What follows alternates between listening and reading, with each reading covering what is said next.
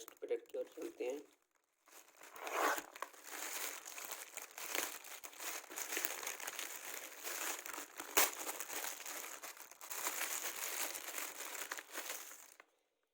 Friends, ये मी 5 watch bye Xiaomi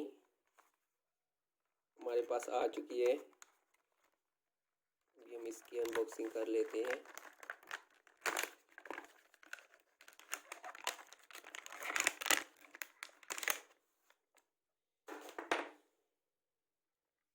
आप देख सकते हैं कितनी अच्छी क्वालिटी की।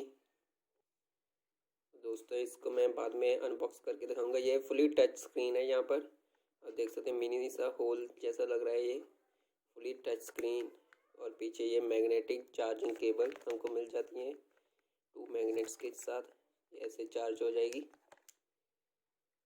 ये इसके सेंसर हैं नीचे की। और ये अभी हम आपको ये इसका बैंड है, ये इसमें फिट हो जाएगी। आपको भी करके दिखा देता हूँ।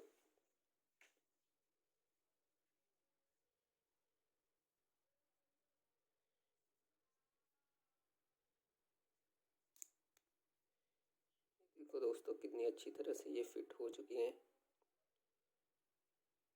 दोस्तों, बाद में मैं इसके रिव्यूज़ भी आपको डाल दूँगा।